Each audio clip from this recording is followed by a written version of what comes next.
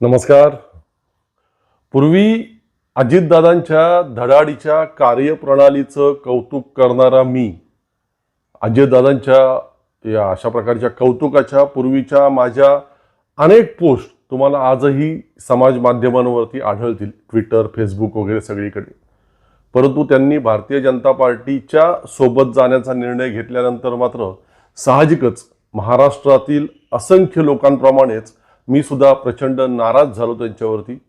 मागील वर्षी लोकसभा आणि विधानसभा निवडणुकीच्या त्या संपूर्ण दरम्यान प्रचाराच्या अजितदादांवरती परखड टीका करणारे अनेक एपिसोड अभिव्यक्तीवरती आपण बनवले.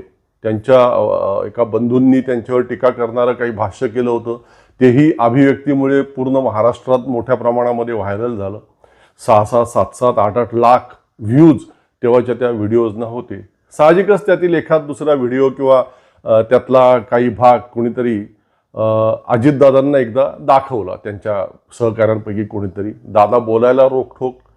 तो व्हिडिओ किंवा तो भाग पाहून ते काहीसे अस्वस्थ आणि थोडेसे संतप्त सुद्धा झाले होते आणि बोलले होते की अरे हा कोण अभिव्यक्तीवाला, त्याला एकदा घेऊन या, मला त्यांना सगळं समजावून नीट सांगावं लागेल, कशासाठी हे सगळं चाललंय माझं ते त्यांना नीट सांगावं लागेल.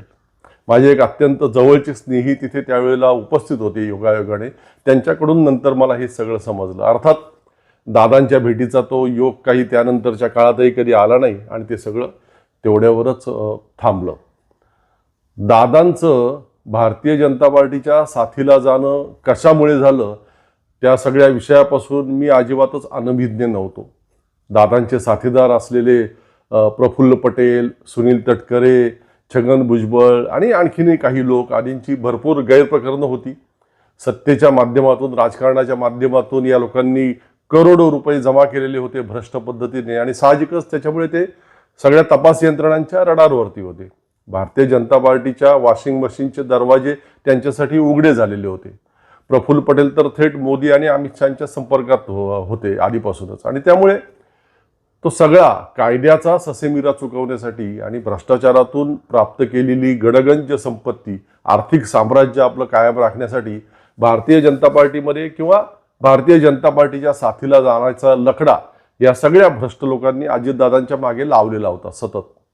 आणि काही कारणामुळे त्या प्रोसेसला वेळ लागतो हे दिसल्यावरती नरेंद्र मोदी, अमित शहापासून ते फडणवीसांपर्यंत या सगळ्यांनी थेट अजितदादांच्या विरोधातच सापळा रचला.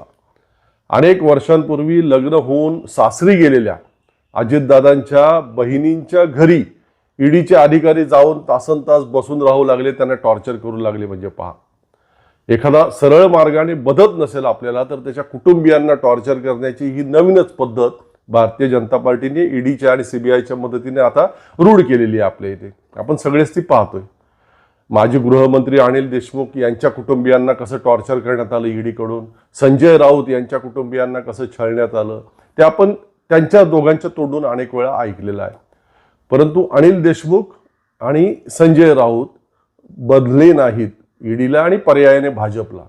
टाका आम्हाला जेलमध्ये, परंतु आम्ही तुमची साथ देणार नाही असं त्यांनी स्पष्टपणे फडणवीसांना सुनावलं. देवेंद्र फडणवीसांचा कोण माणूस अनिल देशमुखांकडे निरोप घेऊन त्या काळात जायचा, संजय राऊत यांना कशा प्रकारे निरोप यायचे, ते सगळं त्या दोघांनीच सांगितलेलं आहे अनेक वेळा. परंतु ते झुकले नाहीत. त्याऐवजी जेलमध्ये जाणं त्यांनी पसंत केलं. त्यांना नंतर जामीन देताना पुढच्या काळात विशेष न्यायालयाने ईडीवरती प्रचंड कठोर अशा प्रकारचे ताशेरे ओढले. ज्या अनिल देशमुखांवरती ईडी आणि भारतीय जनता पार्टीने महिन्याला 100 कोटी रुपये गोळा केल्याचा आरोप एका पोलीस कमिशनरच्या माध्यमातून केला होता, तो पूर्णपणे बोगस असल्याचं नंतर सिद्ध झालं. ईडीला काही प्रूव्ह करता आलं नाही.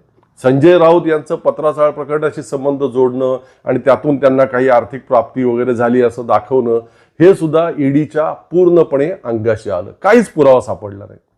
भारतीय जनता पार्टी आणि ईडी त्यामध्ये अक्षरशः तोंडावरती आपटले आणि अनिल देशमुख, संजय राऊत दिमाखात जेलच्या बाहेर काही काळाने आले.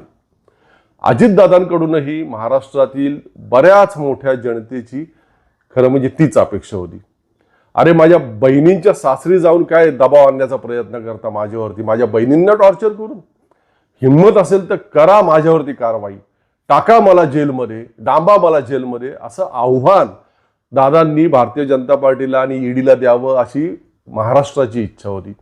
त्यानं त्यांची प्रतिमा अधिकच प्रचंड उजळून निघाली असती. कदाचित दादांना आत टाकण्याची हिंमतच भारतीय जनता पार्टीने म्हणजे देवेंद्र फडणवीसांनी केली नसती, किंवा जरी आत टाकलंच असतं तरीही काही महिन्यातच जामीन मिळवून दादासुद्धा अनिल देशमुख आणि संजय राऊत यांच्यासारखेच बाहेर आले असते, अधिक उजळून आले असते.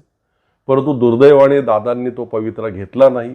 कदाचित खरंच त्यांचे हात कुठेतरी दगडाखाली असावेत आणि आपल्या संपत्तीवरती ईडीची टाच येणं, काही महिने का होईना परंतु कारागृहात जायला लागणं, सगळं त्यामुळे आयुष्य विस्कळीत होणं त्यांना कदाचित मान्य नसावं.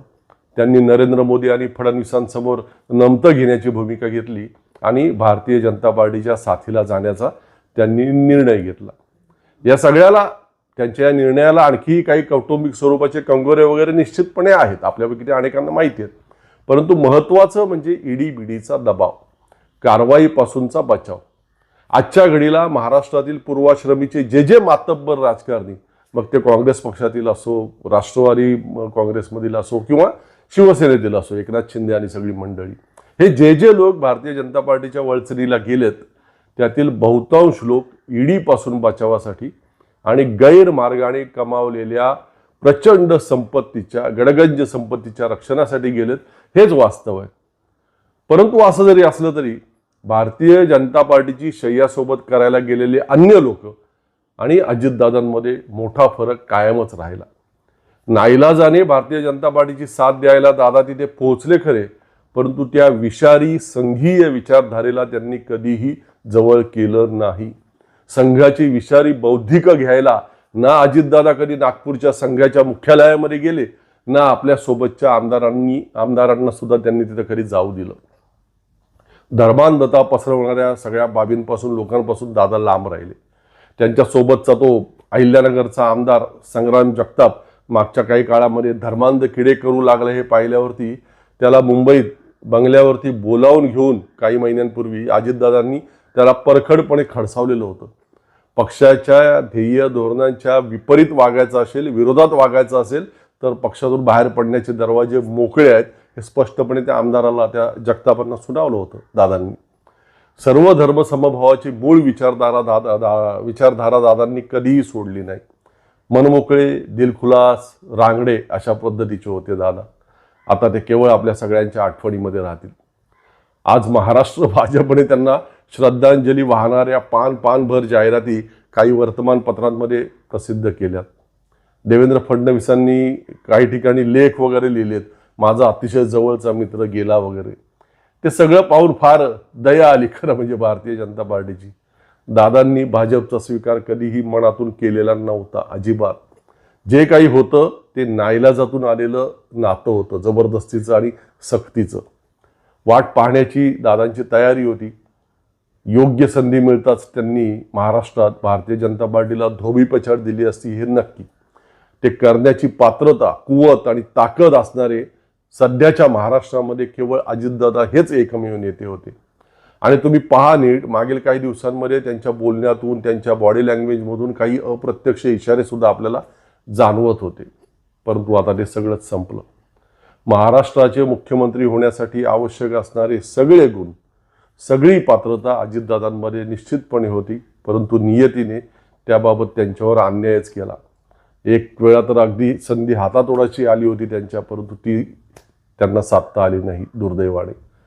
ते मुख्यमंत्री झाले असते तर निश्चितपणे महाराष्ट्राला एक कणखर आणि आपल्या राज्याला पुढे नेणारा पुरोगामी विचारांचा मुख्यमंत्री लाभला असता, हे नक्की. संपलं परंतु आता ते सगळंच.